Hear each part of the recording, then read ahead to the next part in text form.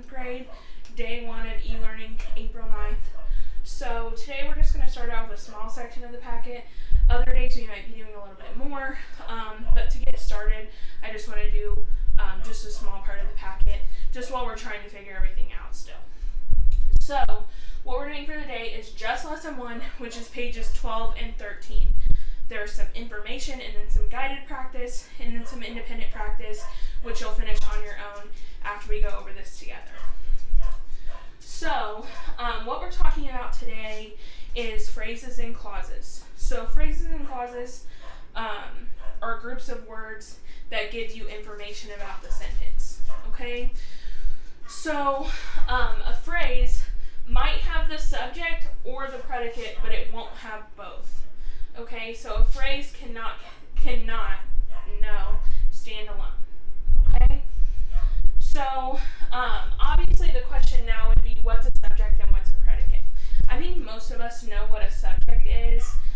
So a subject would be whatever the sentence or clause, which we'll talk about clauses, is talking about, okay? So if we have the statement, John went home, we can make that a sentence because it tells us who and then tells us what they did. So we have the sentence, John went home. Who is the sentence talking about? It would be John. So John would be the subject of our sentence. Again, I think most of us know that. So John would be our subject. Now, what is a predicate? I think that's a more complicated question. So a predicate is the part of a sentence with the verb and it says something about the subject. Okay? So our example subject was John went home. Okay? John is our subject. What did John do? He went home. So the predicate is went home because it tells us something about the subject and it includes the verb went. Okay? So that's what a predicate is. Now, with subjects and predicates, there's a few examples on the sheet, and when we look at the sheet together after we go through this, we'll talk about those examples. But first, let's move on to clauses. So a clause contains both a subject and a predicate. Okay? So a phrase doesn't have both, but a clause has both the subject and the predicate. So there's two different types of clauses. So there's an independent clause. Okay, I think we all know what it means to be independent. Independent means that you can do stuff on your own. Dependent means that you need other people to support you. Most of you are dependent on your parents. Okay? Your parents feed you, take care of you, all that kind of stuff. I would be independent from my parents. I live on my own. I pay my own bills, that type of thing. Okay? So independent means it can stand alone. It doesn't need anything else to support it. Okay? John went home would be an independent clause because it can stand on its own. Dependent means that it needs another clause's help to make sense. So if we look at this example, it says, although Bairden was born in North Carolina, comma, his family eventually moved to New York. So what we can see here is there's one independent clause and one dependent clause. So if we said, although Bairden was born in North Carolina, and then we stopped, does that make sense? No. We would be saying, although Bairden was born in North Carolina, what? Like, there's more to say. So the second part of that sentence says, his family eventually moved to New York. If I said, Bairden's family eventually moved to New York, that makes sense on its own. It doesn't need anything else to support it.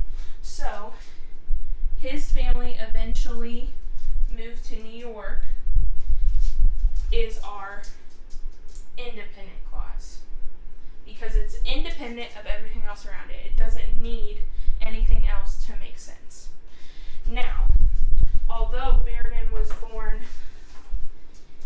in North Carolina,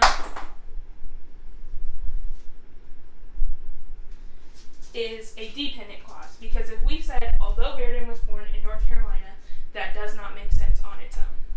So therefore, that has to be the dependent clause because it's dependent on the independent clause.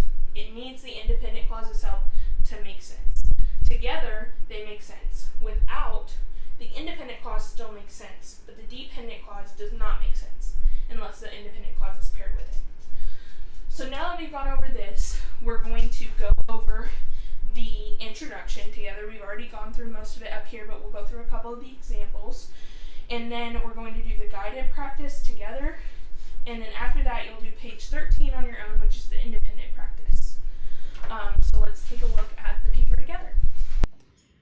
So 7th grade, if you look up at the top here, you can see the stuff that we just went over together. So if you need to refer back to that, it's up here. You don't have to rewatch the video or anything like that. You can just refer back to up here. But it does give some more examples of a phrase, which we didn't really go over. So if we're looking at a sentence, the sentence would be, the great American artist Romare Bearden was born on September 2nd, 1911. So the first phrase in that sentence would be, the great American artist Romare Bearden. Who's the subject of the sentence? Romare Bearden is the subject of the sentence. So that contains the subject. We know that a phrase can never contain both the subject and the predicate. So in phrase 1, it only contains the subject. So that's one phrase. Phrase 2 is was born. It contains just the predicate, and we know that the predicate is usually just the verb. So when we look down to phrase 3, it's on September 2nd, 1911. Now, September 2nd, 1911 is neither the subject nor the predicate. And we saw here that it's sometimes neither. So that's the third phrase. So this contains 3 phrases. Okay, and we already went over here, we went over the subject. We went over the subject and predicates in each of the clauses. So now we're going to look down here at the guided practice, which we're going to complete together, and then you guys will complete page 13 on your own. So if you look at the guided practice, it says circle P for phrase, C for clause to identify the underlined group of words in each sentence. Then write D above any dependent clauses. So it says, before he began his career as an artist, Bearden received a degree in education. The second one says, after college he worked as a social worker in New York City. 3 says, he studied the work of many European artists, including Picasso and Matisse. 4 says, Bearden also studied African art and Chinese landscape paintings. Now, if we look at the left-hand column here, we have a little bit of a hint. It says hint right here, you can't really read it. A dependent clause often begins with before, after, or until. Dependent, again, means that it cannot stand on its own. It needs something else. It says phrases can also begin with these words, but phrases cannot have both a subject and a predicate. So, it says, before he began his career as an artist, Bearden received a degree in education. So if we're looking at the underlined group here, it says before he began his career as an artist. Okay, so a phrase cannot stand alone, and neither can a dependent clause. So even though this can't stand on its own, it doesn't tell us whether it's a dependent clause or a phrase. So a phrase cannot have both a subject and a predicate, remember? So here we're looking at before he began his career as an artist, Bearden received a degree in education. He would be the subject of this sentence, okay? Now, what is he doing something in this phrase? Yes, he is beginning. So beginning would be our predicate. So we have a subject and a predicate. So that means this is a clause because it contains both a subject and a predicate. And then we need to write D above any dependent clauses. So we know that this is a dependent clause because it contains both a subject and a predicate. So after college, he worked as a social worker in New York City. Is this having a verb? Is anyone performing an action? No. So we know here that this is a phrase. Now, after college, he worked as a social worker in New York City. So the way that we can tell that this is not a dependent clause and it's a phrase is because it says after college. Okay, this sentence is talking about Bearden. He is the subject for Bearden. He is Bearden. So if you replace it with Bearden, after college, Bearden worked as a social worker in New York City. A clause has to have a subject, okay? A phrase can't have both a subject and a predicate. So there's no predicate because no one is doing anything in after college. But there's also no subject. So after college is a phrase and not a dependent clause. So if you move down to number 3, it says he studied the works of many European artists, including Picasso and Matisse. So we're looking at he studied the works of many European artists.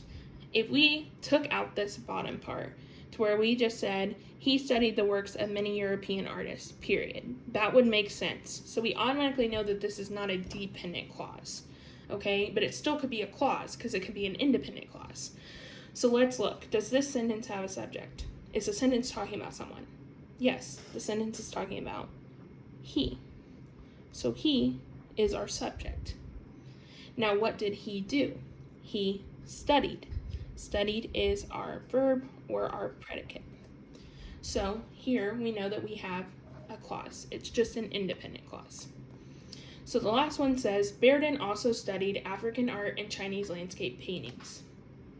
So we're just looking at the part where it says African art and Chinese landscape paintings. Let's do what we did on the last one. If we take out the Bearden also studied and just look at African art and Chinese landscape paintings, that does not make sense on its own.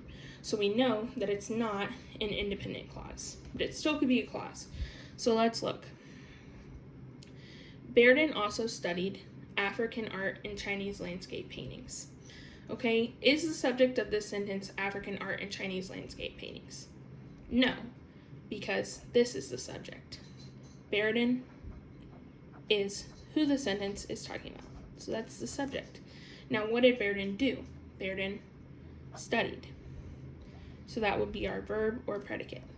Now, if we refer back to up here, a phrase can contain neither, but a clause always has to have a subject and a predicate. So we know that this one is just a phrase. And again, it's not a dependent clause. So the only dependent clause we have is in number 1. So again, we have a clause, a phrase, a clause, and a phrase. Now what you're going to do is you're going to go on to page 13 and you are going to do these questions on your own. We will go over these questions probably sometime next week. I want to give you guys time to get these done. But go ahead and attempt these on your own. Tomorrow we're going to move on to the next 2 or 3 lessons. But I just want to get you guys started for today. So just go ahead and do these and we'll work more together tomorrow.